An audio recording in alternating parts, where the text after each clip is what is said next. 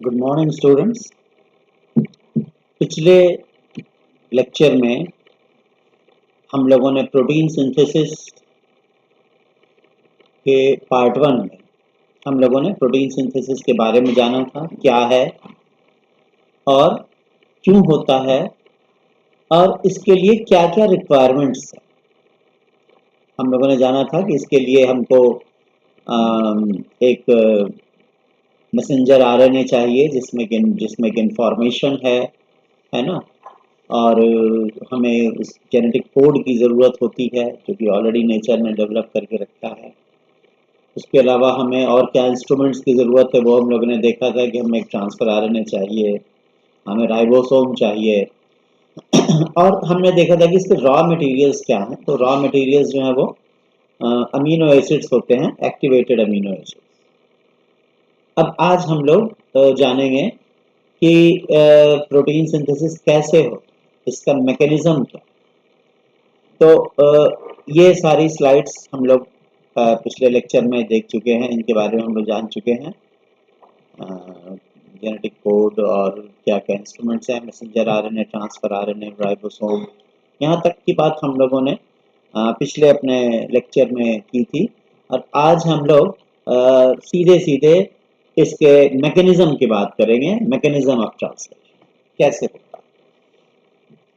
तो सबसे पहले हमें ये जान लेना है कि प्रोटीन सिंथेसिस है क्या, कि अमीनो एसिड्स हैं, 20 तरह के अमीनो एसिड्स होते हैं, उनको एक विशेष क्रम में एक दूसरे से जोड़ना। अमीनो एसिड्स एक विशेष क्रम में उनको एक दूसरे से क्या करना है, जोड़ते जाना। ठीक है, किस क्रम में जोड़ना है, ये सूचना कहां से मिलनी है, मैसेंजर आरएनए में वो सूचना है, क्योंकि मैसेंजर आरएनए में उसी क्रम में कॉडन्स लगे हुए हैं, कोड्स लगे हुए हैं। ये कॉडन्स क्या हैं, तीन तीन न्यूक्लियोटाइड्स के सेट्स।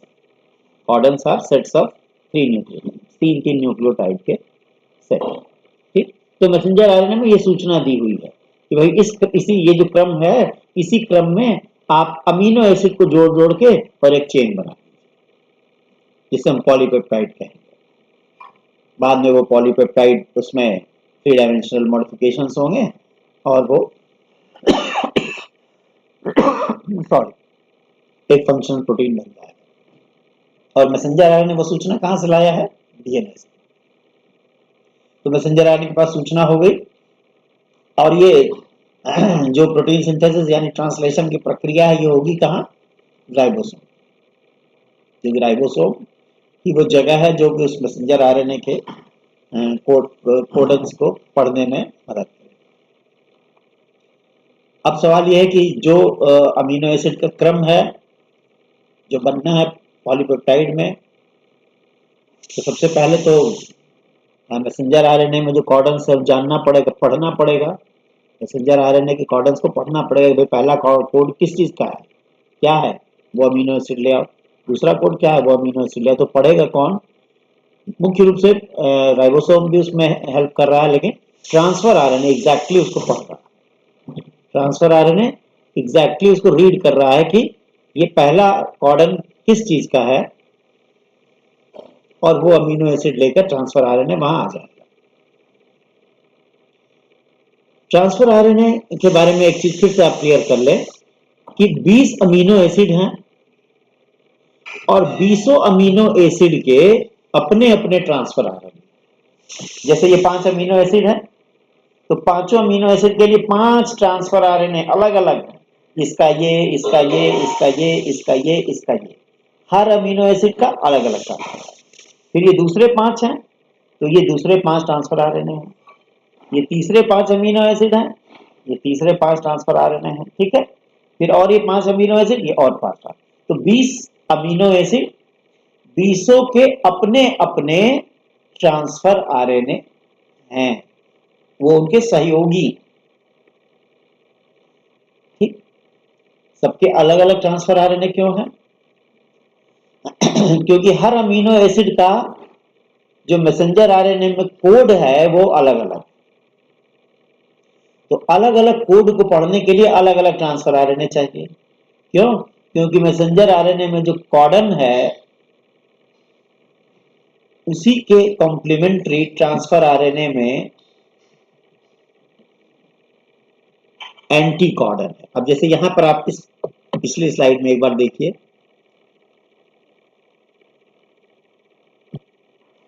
ये आप जो देख रहे हैं ये क्या है, ये है मैसेंजर आरएनए, ये है मैसेंजर आरएनए जो मैं येलो कलर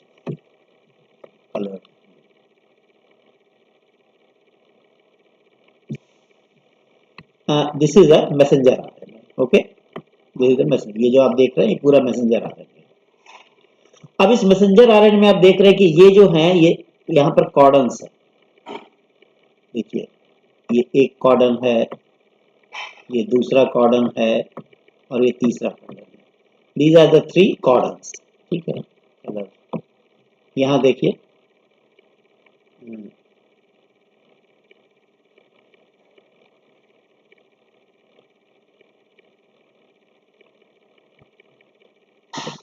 ये देखिए ये 3 कॉर्डन है, एक कॉर्डन, दूसरा कॉर्डन और ये तीसरा codon. These are the 3 codons of messenger RNA, ठीक है। एक कॉर्डन, 2 कॉर्डन और ये, तो ये कॉर्डन्स है ना, 1 codon, 2 codon and 3 codon. These are the 3 codons. अब ये जो ये ट्रांसफर आरएनए, ठीक। अब ट्रांसफर आरएनए के पास उसी के अगेंस्ट एंटी कॉर्डन्स है, देखिए ये पहला एंटी कॉर्डन, ये दूसरा एंटी कॉर्डन और ये तीसरा एंटी कॉर्डन। तो अब आप देख रहे हैं कि यहाँ जो ये जो 3 कॉर्डन्स है इनका शेप कुछ अलग है। शेप तो दिखाने के लिए होता है, वास्तव में वो उनकी बायोकेमिस्ट्री अलग है। तो ये 3 कॉर्डन कुछ अलग हैं और ये 3 कॉर्डन्स कुछ अलग हैं। अब ट्रांसफर आरएनए भी अलग अलग है। इस ट्रांसफर आरएनए का एंटी कॉर्डन आप देखिए अलग अलग है, ये अलग अलग है एंटी कॉर्डन। ये कॉर्डन्स और एंटी कॉर्डन्स हैं क्या, कॉर्डन भी न्यूक्लियोटाइड है और एंटी कॉर्डन भी न्यूक्लियोटाइड, बस ये एक दूसरे के कॉम्प्लीमेंट्री है ना। अगर यहां पर ए है तो यहां पर यू है, अगर यहां पर यू है तो यहां पर ए है, अगर यहां पर जी है तो यहां पर सी, ठीक। अगर ये ए है, ये जो आप देख रहे हैं ये ए है, तो ये दूसरा वाला कॉर्डन क्या है, ये यू है, और ये तीसरा क्या है, अगर मान लीजिए जी है, तो ये पहला एंटी कॉर्डन यू है क्योंकि यू ए के साथ बाइंड करेगा। ये दूसरा क्या है, ए है क्योंकि ए जो है वो यू के साथ बाइंड करेगा, और ये तीसरा सी है क्योंकि सी तीसरा जो सी के साथ। कहने का मतलब है कि इस मैसेंजर आरएनए में ये सब एक एक कॉर्डन्स है, ये सारे जो आपको लिख रहे हैं 3-3 के एक एक सेट है, ठीक ना। जैसे ये 1, ये 2, ये 3, ये 1, ये 2, ये 3, ये 3-3 कॉर्डन्स के एक एक सेट।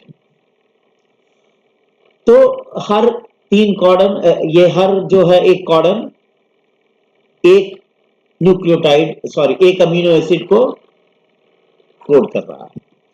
3 न्यूक्लियोटाइड मिलकर क्या कोड कर रहा है, एक अमीनो एसिड।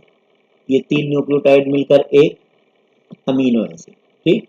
ये 3 न्यूक्लियोटाइड मिलकर एक अमीनो एसिड।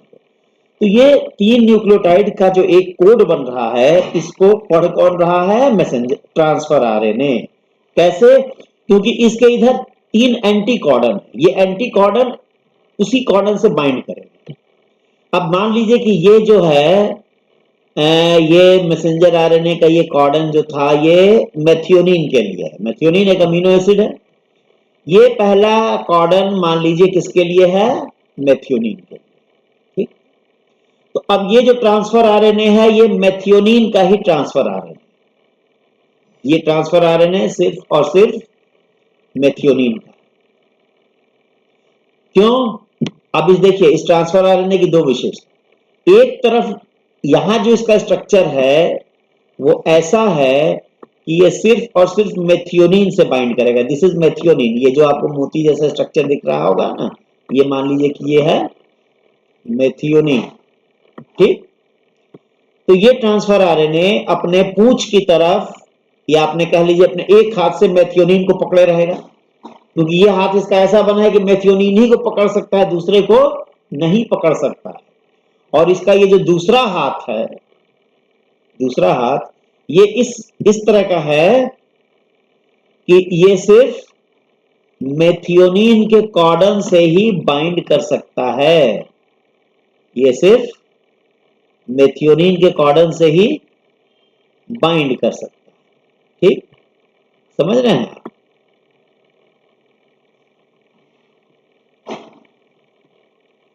ये कंसेप्ट क्लियर रखना जरूरी है। ठीक, क्या कंसेप्ट है भाई, एक बार फिर से हम लोग बात करें इसकी कि ये है मैसेंजर आरएनए। मैसेंजर आरएनए किस चीज से बना है? न्यूक्लियोटाइड से। ये सारे न्यूक्लियोटाइड आपको दिख रहे हैं, ये सारे न्यूक्लियोटाइड जो दिखाया गया सारे न्यूक्लियोटाइड, तीन तीन न्यूक्लियोटाइड मिलकर एक एक कॉर्डन। ठीक, अब जैसे ये एक पहला एक कॉर्डन है, ये कॉर्डन मतलब ये अमीनो एसिड किसी अमीनो एसिड के लिए कोड करेगा। मान लीजिए ये मेथियोनिन के लिए कोड कर रहा है। ठीक है, तो कैसे पता चले सेल को कि भाई ये मेथियोनिन, यहाँ हमको मेथियोनिन लगाना है पहले नंबर पर, क्योंकि यहाँ पर एक ट्रांसफर आरएनए आ रहा है। ये ट्रांसफर आरएनए सिर्फ मेथियोनिन के लिए ही है। अपने एक हाथ से ये ट्रांसफर आरएनए किसको पकड़ के रखा है? मेथियोनिन को। और इधर इसका दूसरा हाथ, दूसरा हाथ कैसा है कि ये मेथियोनिन के कॉर्डन से ही बाइंड करेगा। ये एंटी कॉर्डन है, इसलिए हम इसको एंटी कॉर्डन कह रहे हैं। तीन इसमें उंगलियां निकली हैं, तीन पंजे निकले हैं। ये तीनों मिलकर एंटी कॉर्डन बना रहे हैं और ये सिर्फ मेथियोनिन से ही बाइंड करेगा, मेथियोनिन के कॉर्डन से ही बाइंड करेगा। क्योंकि ये मेथियोनिन के ही कॉर्डन से बाइंड करेगा, इसलिए सुनिश्चित हो गया कि इस साइड में सिर्फ और सिर्फ यहां पर मेथियोनिन ही आएगा, दूसरा आ ही नहीं सकता है, क्योंकि ये ट्रांसफर आरएनए दूसरे को लाएगा ही नहीं। ये सिर्फ मेथियोनिन ही से इसका ये हाथ बाइंड करेगा और ये हाथ मेथियोनिन के ही कॉर्डन से बाइंड करेगा। इस तरह से हर कॉर्डन के लिए से अलग अलग ट्रांसफर आरएनए बाइंड करेगा। कौन कौन ट्रांसफर आरएनए? ये कॉर्डन जिस अमीनो एसिड के लिए, ये कॉर्डन जिस अमीनो एसिड के लिए। अब ये दूसरा ट्रांसफर आरएनए है, इसमें दूसरा अमीनो एसिड बाइंड किया है, और इधर इसका जो एंटी कॉर्डन है ये भी किसी और अमीनो एसिड के साथ, किसी और कॉर्डन के साथ बाइंड करेगा। ठीक है, तो इस तरह से 20 अमीनो एसिड, 20 का अलग अलग ट्रांसफर आरएनए। लेकिन ये जो अमीनो एसिड हैं, ये सब आप देख रहे हैं यहाँ एक एक एक एक एक मोतियों जैसे अमीनो एसिड, जिनको गूंथ के एक दूसरे में पिरो के माला बनाना है, पॉलीपेप्टाइड। ये एक एक अमीनो एसिड है और पूरा को क्या कहेंगे? पॉलीपेप्टाइड। तो ये जो पॉलीपेप्टाइड, ये जो अमीनो एसिड्स हैं, इनको इस माले में गूंथने के पहले, इनको इस पॉलीपेप्टाइड में पिरोने के पहले इन अमीनो एसिड्स को जरा एक्टिव होना, ठीक है, उनको एक्टिवेट करना है ना। और एक्टिवेशन का मतलब होता है कि वो अपने ट्रांसफर आरएनए से बंध जाए।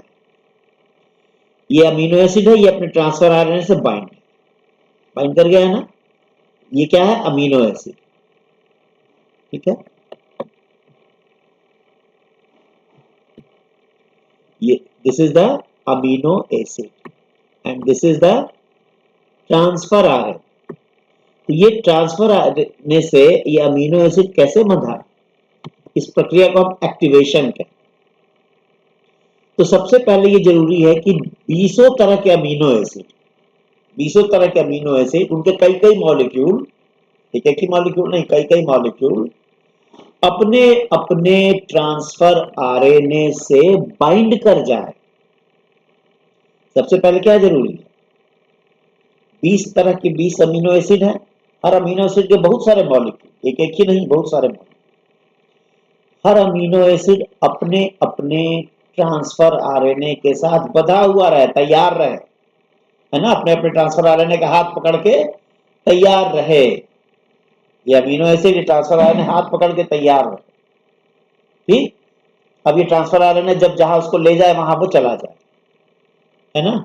तो सेल में पहले से ये तैयारी रहती है, हर सेल में अमीनो एसिड पहले से तैयार रहते हैं अपने अपने ट्रांसफर आरएनए के साथ बाइंड करके और इस माले में पिरोए जाने के लिए तैयार बैठे रहते हैं। ठीक है, तो ये कैसे इस ट्रांसफर आरएनए के साथ कैसे ये मिल जाते हैं, कैसे जुड़ते हैं, इस जुड़ने की प्रक्रिया को एक्टिवेशन कहते हैं। और ये एक्टिवेशन की प्रक्रिया एटीपी की मदद से होती है। तो सबसे पहला प्रोटीन सिंथेसिस के मैकेनिज्म में जो सबसे पहला काम होगा वो है एक्टिवेशन ऑफ अमीनो एसिड। तो हम लोग देखें मैकेनिज्म ऑफ ट्रांसलेशन में, आप देखिए सबसे जो पहला काम है वो है एक्टिवेशन ऑफ अमीनो एसिड। यानी इसमें क्या आप देखेंगे, अमीनो एसिड अपने ट्रांसफर आरएनए के साथ जुड़ जाए। दूसरा क्या होगा, इनिशिएशन, यानी पहला जब अमीनो एसिड अपने मैसेंजर आरएनए के साथ जुड़ जाए, पहला अमीनो एसिड अपने मैसेंजर आरएनए में अपने कॉर्डन के पास पहुंच जाए, उसको इनिशिएशन कहते हैं। और पहले के बाद जब दूसरा जहां आना शुरू होगा वो इलॉन्गेशन। पहला अमीनो एसिड छुआ, अब इसके बाद जब इसमें दूसरा आके जुड़ा तो एक छोटी सी चेन बन गई ना, 2 अमीनो एसिड की चेन, तो इसको इलॉन्गेशन कहते हैं। ठीक, तो दूसरा, तीसरा, चौथा, पांचवा, ये जोड़ते जाएंगे, ये सारी प्रक्रिया इलॉन्गेशन। ठीक ना, पहले अमीनो एसिड के आने को क्या कहेंगे, इनिशिएशन, और दूसरे, तीसरे, चौथे, पांचवे, ये सारी और जब आगे के अमीनो एसिड आएंगे तो इसे इलॉन्गेशन कहेंगे। और जब चेन बनने रुक जाएगा, चेन का सिंथेसिस रुक जाएगा, अब इसके आगे नहीं सिंथेसिस होनी है तो उसको टर्मिनेशन कहेंगे। तो ये ट्रांसलेशन की प्रक्रिया, प्रोटीन सिंथेसिस की प्रक्रिया 4 स्टेप्स में पूरी होगी। पहला एक्टिवेशन ऑफ अमीनो एसिड्स, दूसरा इनिशिएशन, तीसरा इलॉन्गेशन और चौथा टर्मिनेशन। एक्टिवेशन कैसे होता है, 20 अमीनो एसिड, 20 के लिए 20 अलग अलग ट्रांसफर आरएनए है ना। अब एक इनको हर अमीनो एसिड को अपने ट्रांसफर आरएनए से जोड़ने के लिए एक विशेष एंजाइम होता है जिसका नाम है अमीनो एसिड सिंथेटेज। ये एंजाइम क्या करता है, अमीनो एसिड को उसके ट्रांसफर आरएनए से जोड़ता है। ठीक, तो 20 अमीनो एसिड हैं, 20 के 20 अलग अलग ट्रांसफर आरएनए। तो 20 अमीनो एसिड के 20 अलग अलग तरह के ये अमीनो एसिड सिंथेटेज एंजाइम भी हैं, ध्यान रहे, 20 अमीनो एसिड, 20 का अलग अलग 20 ट्रांसफर आरएनए। ठीक है, अमीनो एसिड पहला, इसका transfer RNA amino acid number 1, transfer RNA number 1, amino acid number 2, transfer RNA number 2, amino acid number 3, transfer RNA number 3। 20 amino acid के 20 ट्रांसफर आरएनए हैं।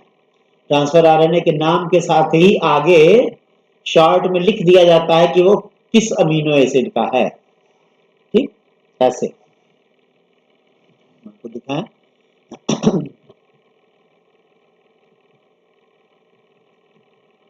जैसे यहां पर है ट्रांसफर आरएनए, सिर्फ इतना देखिएगा, टीआरएनए लिखा है ना, और यहां लिखा है मेट। मेट ऊपर ये लिख दिया गया, मेट का मतलब कि this transfer RNA is for methionine, this transfer RNA is for methionine. यहां एक एफ लिखा है, ये क्यों लिखा है अभी आगे हम लोग बात करेंगे। This transfer RNA is for methionine. ठीक है, तो इस तरह से 20 अमीनो एसिड के 20 ट्रांसफर आरएनए और 20 अमीनो एसिड सिंथेटेज एंजाइम, हर अमीनो एसिड का अलग। अब ये अमीनो एसिड सिंथेटेज एंजाइम जो है, it is a dual specificity enzyme. Dual specificity का मतलब है, आप जानते हैं एंजाइम्स आर ऑफन स्पेसिफिक, वो अपने सबस्ट्रेट को किसी विशेष सबस्ट्रेट के साथ ही बाइंड करते हैं। तो अब कुछ एंजाइम होते हैं जो कि 2 सबस्ट्रेट के साथ बाइंड करते हैं एक ही साथ।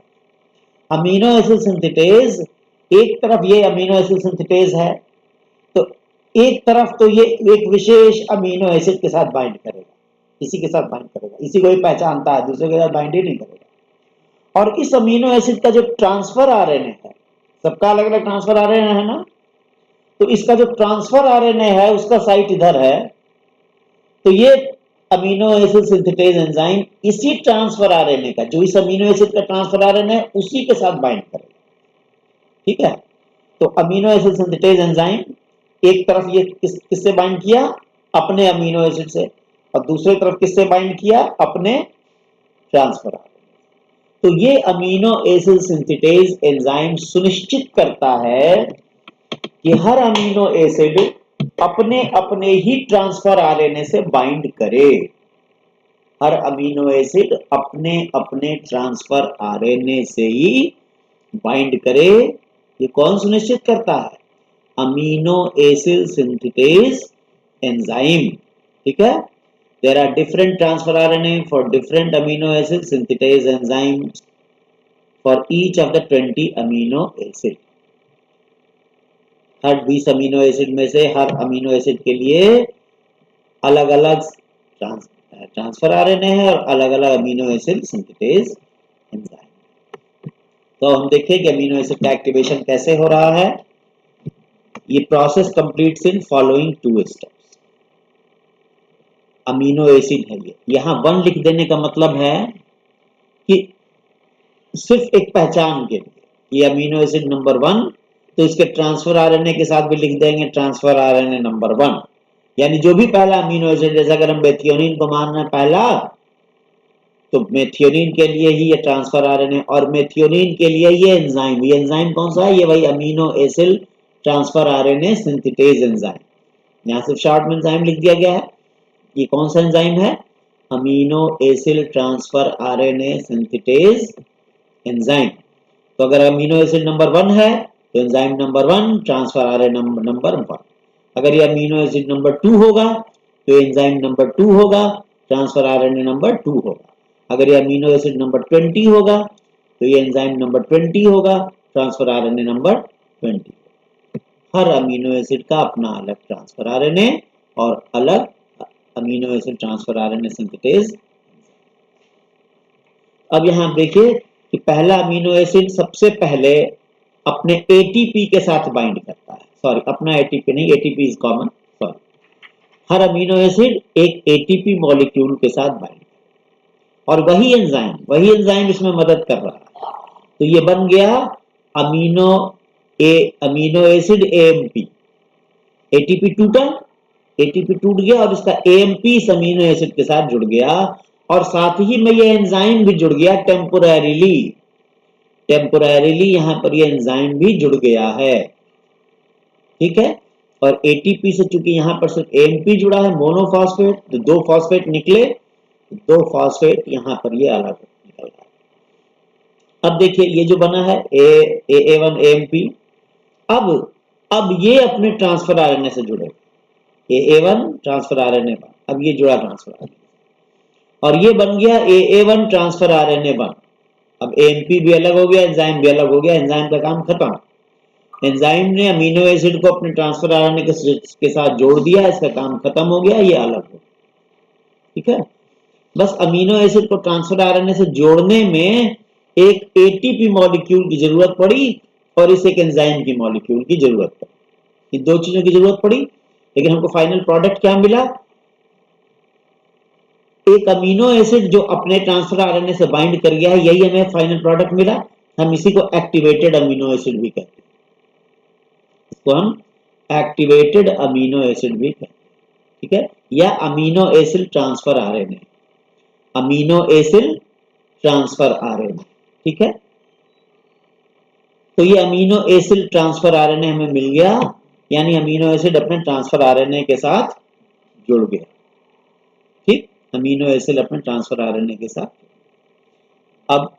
अब इनिशिएशन, शुरुआत होगी। तो इनिशिएटिंग कॉर्डन है AUG, पहला कॉर्डन किसी भी पॉलीपेप्टाइड की सिंथेसिस में जो पहला कॉर्डन होता है AUG होता है, और ये AUG मेथियोनिन के लिए होता है। यानी पहला कॉर्डन AUG किसी भी प्रोटीन की सिंथेसिस में होगा, और पहला अमीनो एसिड कौन सा होगा, मेथियोनिन होगा।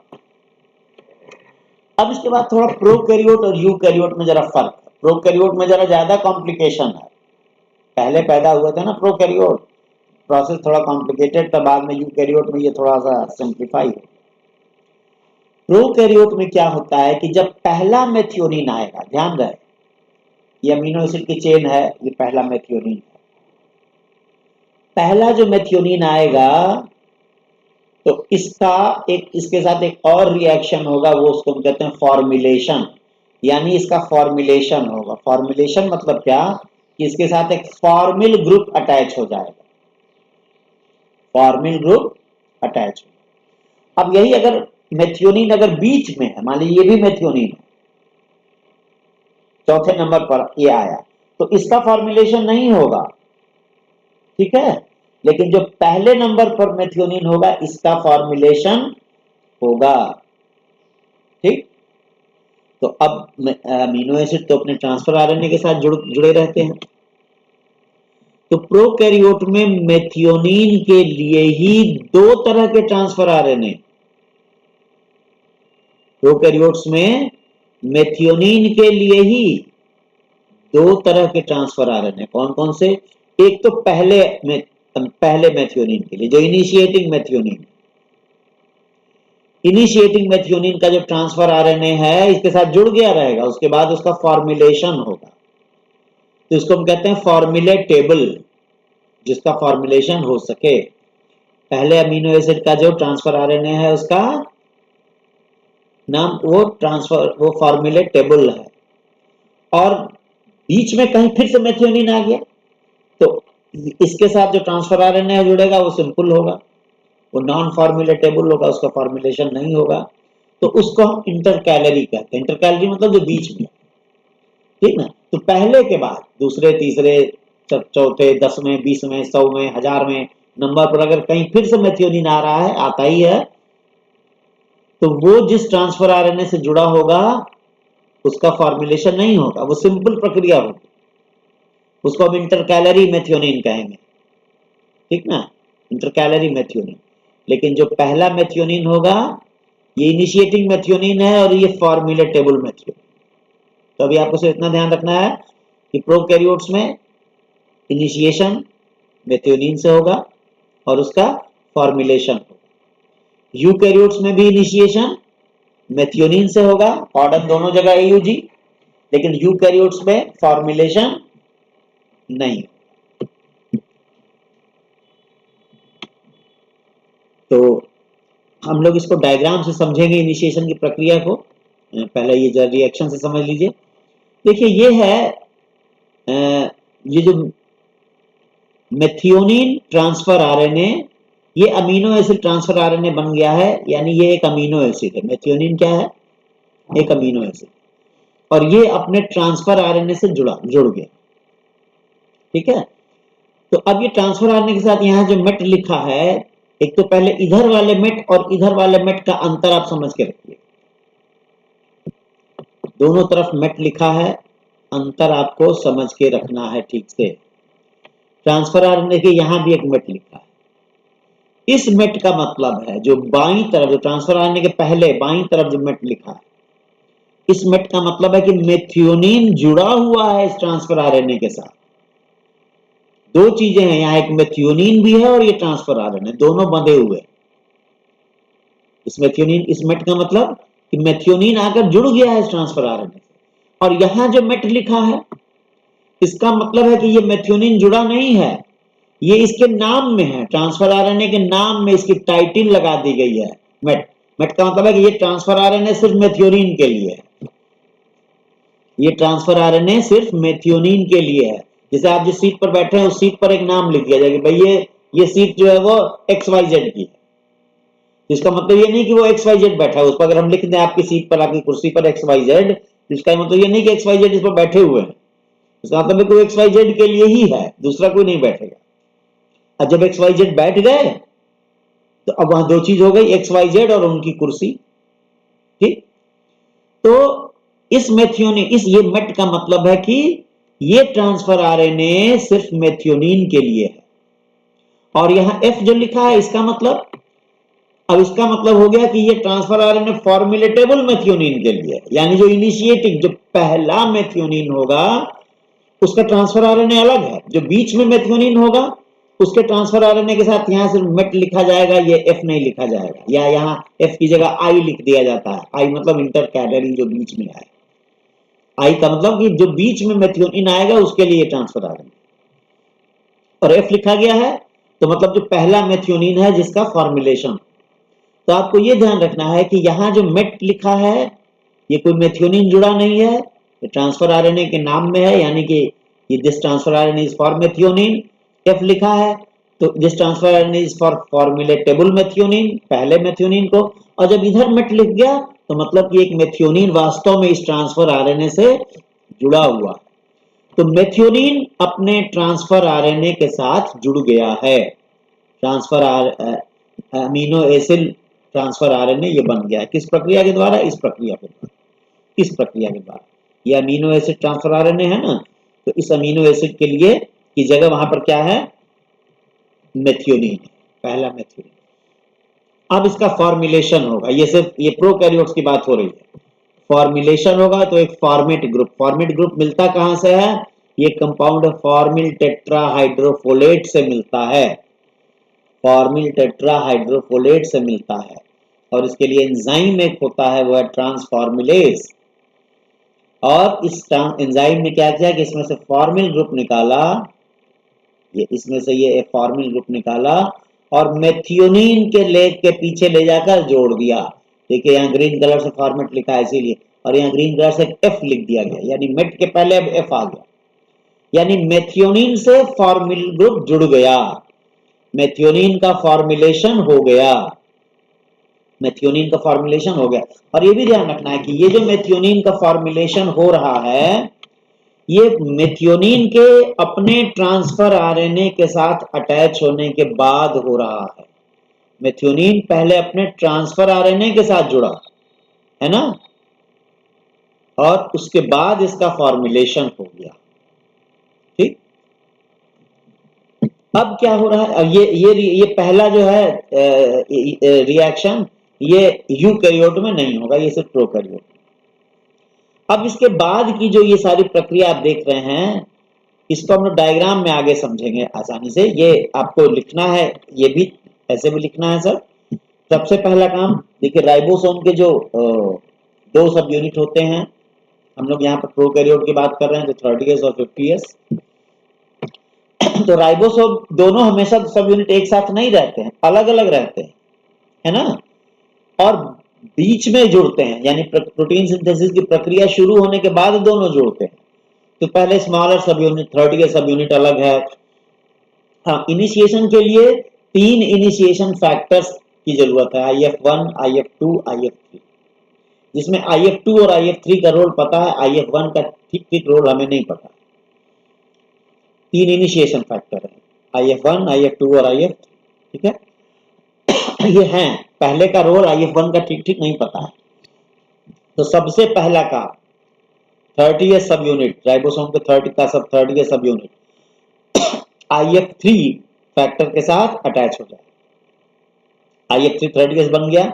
अब इसके साथ एक मैसेंजर आरएनए अटैच हो जाएगा, IF3 30 मैसेंजर आरएनए। अब इसके साथ IF3 30 मैसेंजर आरएनए के साथ ये जो हमारा बना है इनिशिएटिंग मेथियोनिन, जिसका फॉर्मुलेशन हो गया है ना, अपने ट्रांसफर आरएनए के साथ पहले ही से जुड़ा है, ये आ जाएगा।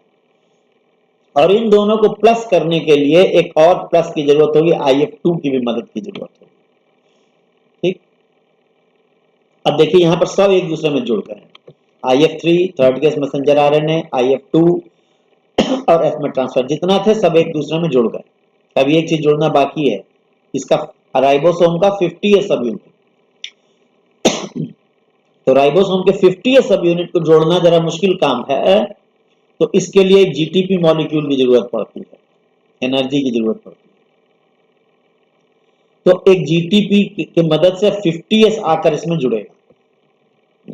तो 50s इस 30s के साथ जब जुड़ा तो हो गया 70s, पूरा राइबोसोम बन गया। 70s में ये तो राइबोसोम बन गया, ये उसके साथ मैसेंजर आरएनए जुड़ा हुआ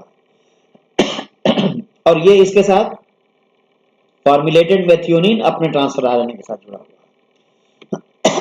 यानी जो 4 मुख्य चीजें हैं जिनकी जरूरत है हमें, वो जुड़ गए। राइबोसोम, उसके साथ मैसेंजर आरएनए जुड़ गया, उसके साथ ट्रांसफर आरएनए जुड़ गया और उसके साथ मेथियोनिन जुड़ा हुआ है। अब बाकी चीजें अलग हो गई, जीटीपी टूट गया, जीडीपी बन के अलग हो गया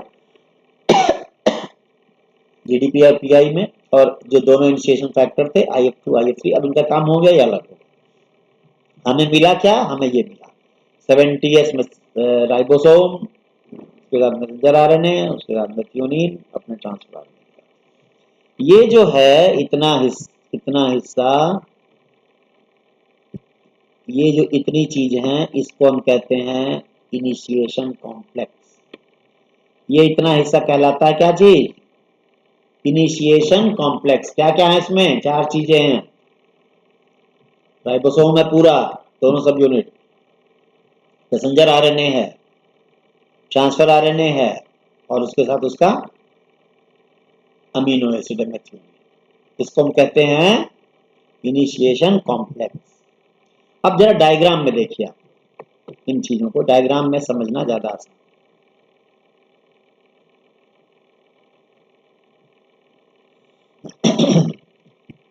ये राइबोसोम का 30 सब यूनिट एक इनिशिएशन फैक्टर के साथ मिलकर जुड़ गया, 30S IF3। 30S IF3 के साथ ये मैसेंजर आरएनए जुड़ा, 30S IF3 मैसेंजर आरएनए। अब इसके साथ ये देखिए, ये ट्रांसफर आरएनए है रेड कलर वाला, और ये है उसके साथ मेथियोनिन जुड़ा हुआ। ये एफमेट, एफमेट मतलब फॉर्मुलेटेड मेथियोनिन कहाँ जुड़ा है, ट्रांसफर आरएनए के इस आर्म के साथ, जो एक्सेप्टर आर्म है, जहां की अमीनो एसिड, यहीं पर ट्रांसफर आरएनए इसी आर्म के साथ जुड़ेगा। जुड़ गया है फॉर्मुलेटेड मेथियोनिन, फॉर्मुलेशन बाद में हुआ है, मेथियोनिन पहले यहां जुड़ गया था और अब उसका फॉर्मुलेशन हो गया।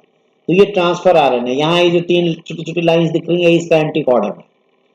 तो अब इस चीज के साथ ये ट्रांसफर आरएनए अपने मेथियोनिन के साथ आ गया यहां पर, क्योंकि पहला अमीनो एसिड हमेशा मेथियोनिन होगा। ये जो पहला कॉर्डन है यहाँ पर, यहाँ भी 3 छोटी छोटी लाइन दिखाई गई है मैसेंजर आरएनए में, ये मेथियोनिन के लिए कॉर्डन है, इनिशिएटिंग कॉर्डन है AUG, ठीक है।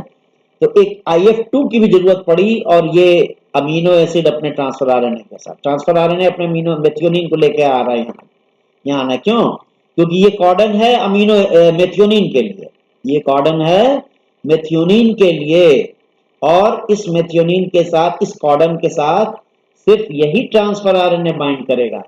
यही ट्रांसफर आरएनए मतलब कि ये मेथियोनिन का है, यही बाइंड कर सकता है, दूसरा नहीं। और क्यों, क्योंकि जो इसमें कॉर्डन है इसका ठीक कॉम्प्लीमेंट्री एंटी कॉर्डन यहाँ है ट्रांसफर आरएनए के साथ। जो यहाँ कॉर्डन है इसका कॉम्प्लीमेंट्री एंटी कॉर्डन इस ट्रांसफर आरएनए के साथ है। तो आप देखिए ये यहाँ पर आया और ये यहाँ पर आकर बाइंड कर गया, 30 के सब यूनिट के साथ बाइंड कर गया, इसके कॉर्डन के साथ इसके एंटी कॉर्डन बाइंड कर गया, ठीक है, ट्रांसफर आरएनए के साथ। और ट्रांसफर आरएनए के नीचे एक हाथ में ये अपना मेथियोनिन को पकड़ा हुआ है, तो मेथियोनिन यहाँ आ गया। ये जो कॉर्डन है मैसेंजर आरएनए में, this codon is for methionine, this codon is for methionine. तो यहाँ मेथियोनिन को आना था, मेथियोनिन आ गया, यहाँ फॉर्मुलेटेड आया, आ गया। कैसे आ गया, क्योंकि ये अपने ट्रांसफर आरएनए के साथ आया, और इसका ट्रांसफर आरएनए, यही ट्रांसफर आरएनए इस कॉर्डन को डिकोड कर सकता है। इसने इसको डिकोड कर दिया। डिकोड करने का मतलब क्या है कि इसके पास एंटी कॉर्डन था उसका, उसके साथ आकर बाइंड कर, तो उसके साथ ये आकर, अब दूसरा अगर ट्रांसफर आरएनए आता किसी दूसरे अमीनो एसिड के लिए, तो यहां पर है बहुत सारे अमीनो एसिड के ट्रांसफर आरएनए अपने अपने अमीनो एसिड को लेकर यहां घूम रहे हैं आसपास।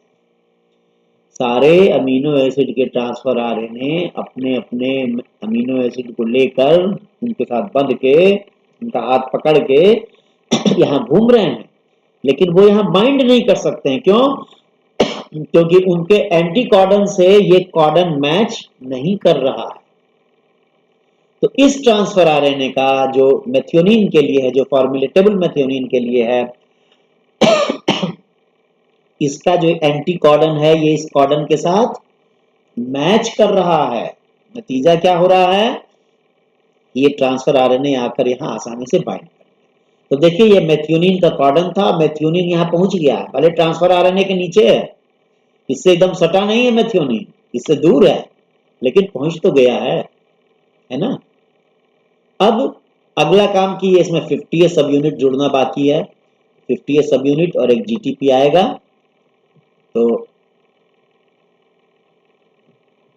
ये 50 सब यूनिट आकर जुड़ गया, 50 सब यूनिट आकर जुड़ गया, 30s 50s दोनों मिलके हो गया 70s, है ना। ये ट्रांसफर आरएनए है, इसके बाद एफमेट जुड़ा है। अब बाकी अब सब चीजें अलग हो गई, IF2 IF3 अलग हो गया, जीडीपी जीपीआई अलग हो गया।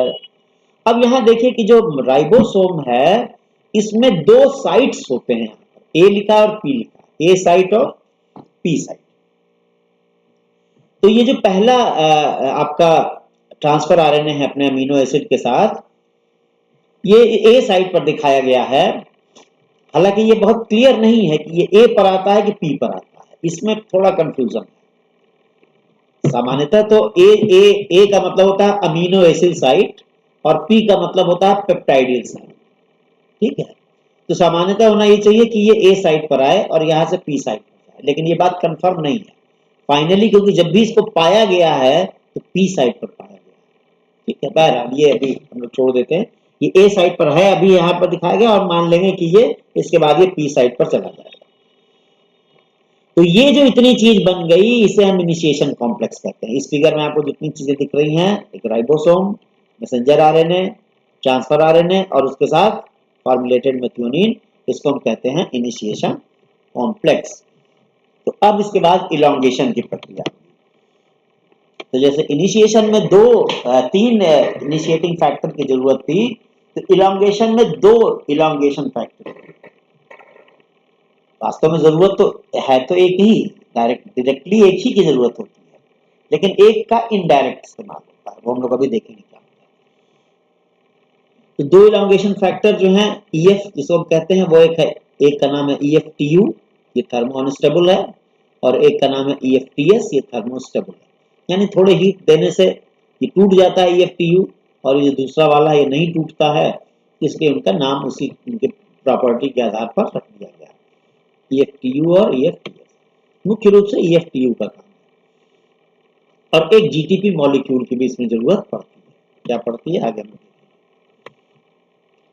तो EFTU, जो EFTU है ये अपने एक GTP के साथ बाइंड कर लेता है, ठीक है, और EFTU GTP बन जाता है। वास्तव में जरूरत इलॉन्गेशन के लिए बस इतने की ही है, इलॉन्गेशन के लिए इसी की जरूरत है, EFTU GTP। यानी ये EFTU एक फैक्टर चाहिए जो GTP के साथ बंधा हुआ।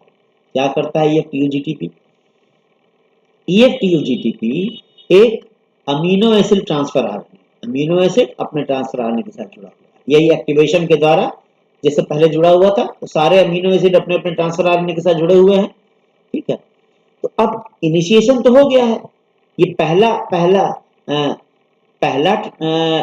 पहला अमीनो एसिड तो यहाँ पहुंच गया ट्रांसफर आरएनए के साथ, लेकिन अब मान लीजिए कि जो इसके आगे का कोड होगा,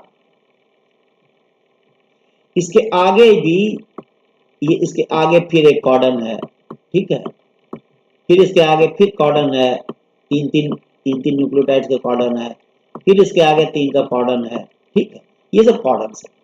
तो पहला तो मान लीजिए कि मेथियोनिन के लिए था यहाँ पर, तो पहला तो डिकोड हो गया, ये पहला था ना, ये मेथियोनिन के लिए था, ये डिकोड हो गया। अब ये दूसरा है कॉर्डन, ये दूसरा कॉर्डन है, ठीक। अब इसको डिकोड करना है, तो ये जो दूसरा कॉर्डन है ये किसी अगले अमीनो एसिड के लिए होगा, किसी और अमीनो एसिड के लिए। तो उस अमीनो एसिड का वो अमीनो एसिड अपने ट्रांसफर आरएनए के साथ यहाँ फिर आएगा, वो दूसरा वाला अमीनो एसिड इस अपने ट्रांसफर आरएनए के साथ फिर यहाँ आएगा, है ना, और ये ट्रांसफर आरएनए है, इसके साथ ये अमीनो एसिड जुड़ा रहेगा। समझ रहे हैं हमारे बात। ये मैसेंजर आरएनए में पहला कॉर्डन डिकोड हो गया, अब ये दूसरा कॉर्डन है, इसको डिकोड करना है। तो डिकोड कैसे होगा? ये जिस अमीनो एसिड के लिए होगा, वो अमीनो एसिड मान लीजिए हमने उसका नाम रख दिया अमीनो एसिड नंबर 2, ये अमीनो एसिड नंबर 1 था एफमेट, और ये अमीनो एसिड नंबर 2 हो गया। ये अपने ट्रांसफर आरएनए के साथ, इसके पास इस ट्रांसफर आरएनए के पास भी एक एंटी कॉर्डन है, तो इस ट्रांसफर आरएनए के साथ ये यहाँ आएगा और ये ट्रांसफर आरएनए इस कॉडन के साथ बाइंड कर जाएगा। तो ये जो दूसरा वाला है, ये अमीनो एसिड, ये जो प्रक्रिया हो रही है, ये इलॉन्गेशन की प्रक्रिया में आ जाएगी। ये इनिशिएशन की प्रक्रिया और ये इलॉन्गेशन की, क्योंकि अब लंबाई बढ़नी है। तो इसको आने के लिए EFTU नाम के इलॉन्गेशन फैक्टर की जरूरत पड़ेगी, जो GTP के साथ जुड़ा हुआ हो। GTP के साथ जुड़ा हुआ हो, EFTU GTP है। EFTU GTP अपने उस दूसरे वाले अमीनो एसिड जो आ रहा है उसके, वो अपने ट्रांसफर आरएनए के साथ जुड़ा हुआ है। अमीनो एसिड ट्रांसफर आरएनए के साथ EFTU GTP जुड़ जाएगा। ये अमीनो एसिड ट्रांसफर आरएनए है, कोई भी दूसरे से लेके आगे जितने भी अमीनो एसिड आएंगे उसमें से कोई भी ये हो सकता है। बस नंबर 1 ये नहीं है, मेथियोनिन नहीं है, इनिशिएटिंग नहीं है, लेकिन नंबर 1 के बाद बीच में कहीं फिर मेथियोनिन आएगा तो इसी प्रक्रिया से होगा, पूरी ये प्रक्रिया इस्तेमाल होगी EFTU GTP वाली। सिर्फ पहली बार नहीं होगी, वो इनिशिएशन है, उसके लिए इनिशिएटिंग फैक्टर की जरूरत है। और दूसरे नंबर से लेके जितने भी अमीनो एसिड आएंगे उनके लिए इस इलॉन्गेशन फैक्टर की जरूरत है। Elongation factor EFTU plus GTP, EFTU with GTP, plus GTP नहीं, EFTU विद GTP। तो अमीनो एसिड ट्रांसफर आरएनए अपने EFTU GTP के साथ जुड़ गया। अब देखिए क्या हो रहा है।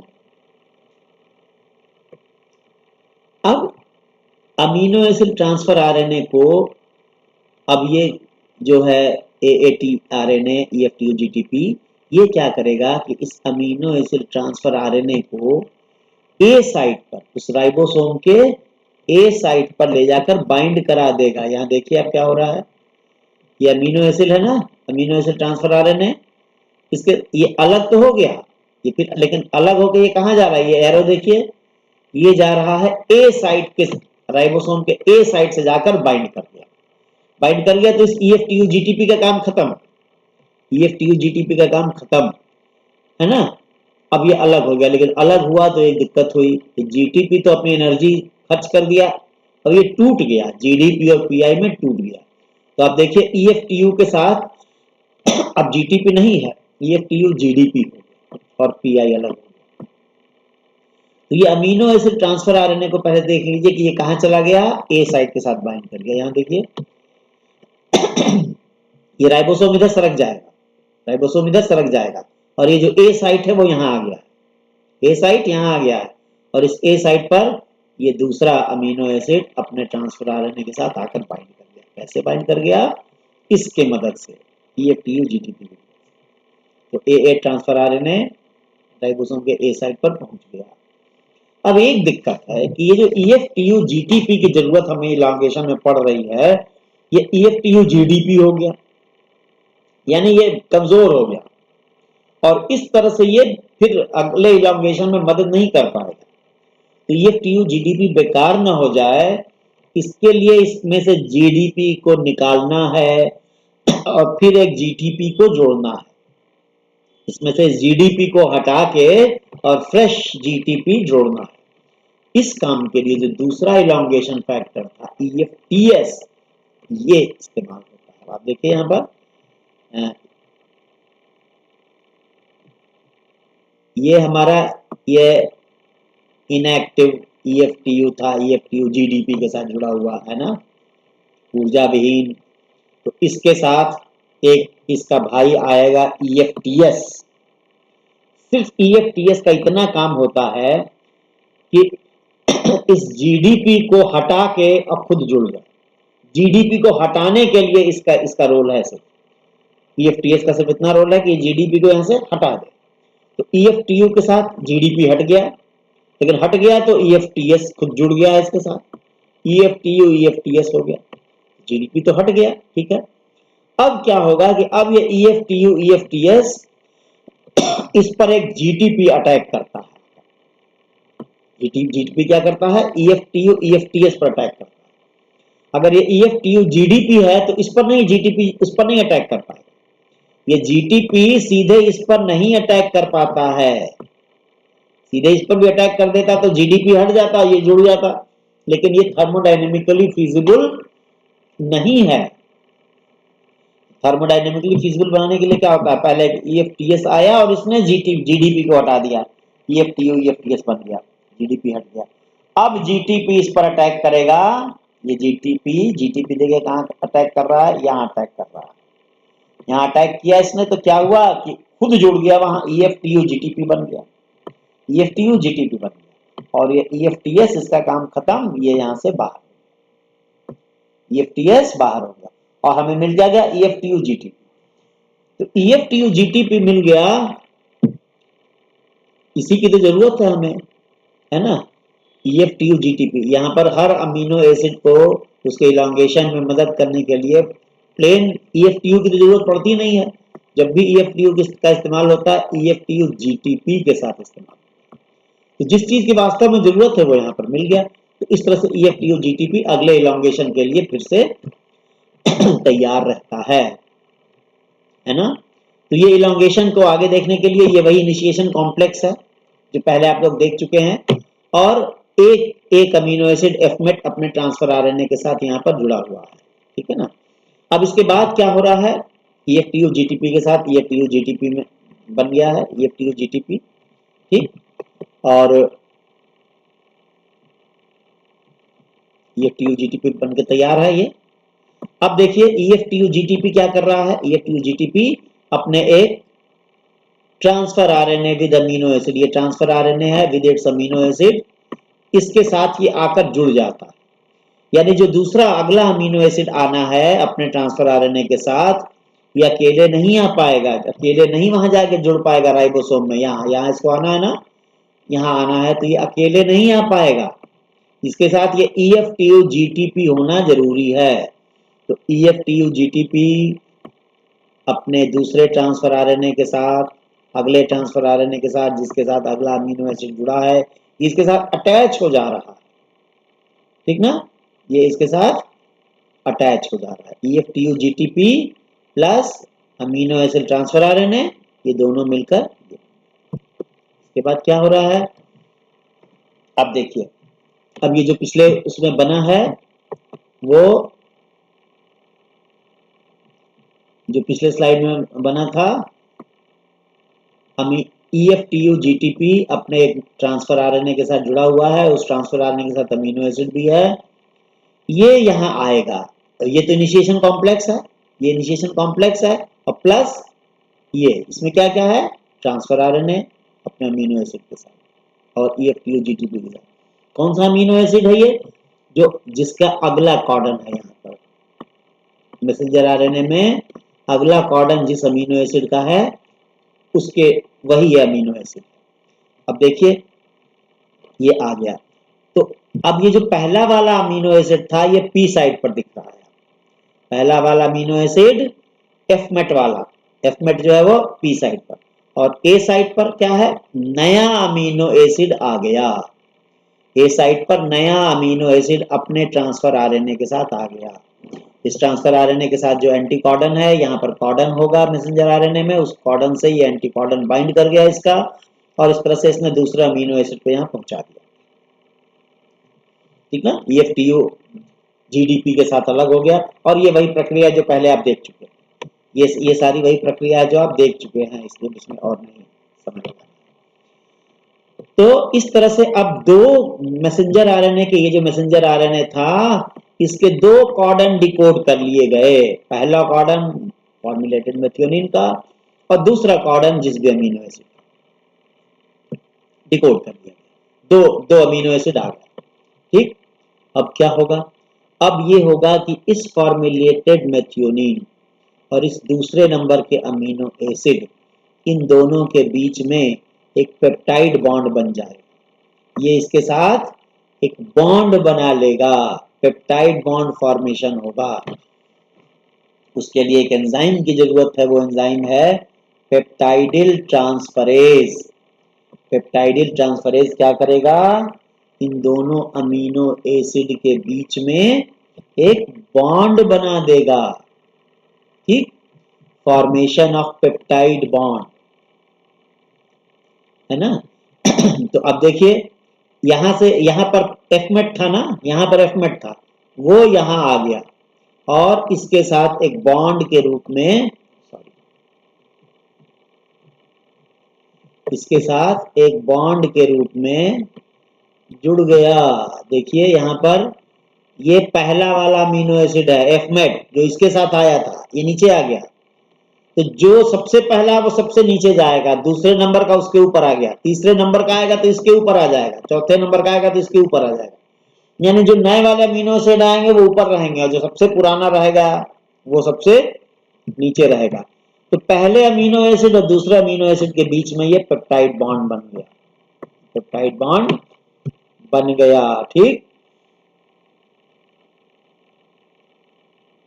और अब क्या होगा भाई कि इसकी विशेषता है ट्रांसफर आरएनए के साथ कि किसी हर ट्रांसफर आरएनए की कि जब ये खाली हो जाता है, खाली हो जाता है कि मतलब कि अब इसके साथ कोई अमीनो एसिड नहीं है, इस ट्रांसफर आरएनए के साथ देखिए कोई अमीनो एसिड नहीं, इसका अमीनो एसिड कहाँ गया, यहाँ आके जुड़ गया।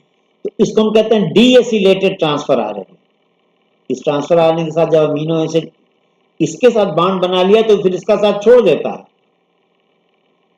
तो इस ट्रांसफर आरएनए को हम क्या कहते हैं, डीएसिलेटेड ट्रांसफर आरएनए। तो डीएसिलेटेड ट्रांसफर आरएनए यहाँ नहीं रुक पाता है, ये यहाँ से बाहर निकल जाता है। डीएसिलेटेड ट्रांसफर आरएनए यहाँ से बाहर निकल गया, है ना, खाली होके। और अब क्या होता है, अगली प्रक्रिया ट्रांसलोकेशन की होती है। देखिए ये दो अमीनो एसिड के साथ, दो अमीनो एसिड के साथ ये ट्रांसफर आरएनए अभी किस साइट पर है, ए साइट पर, राइबोसोम की ए साइट पर।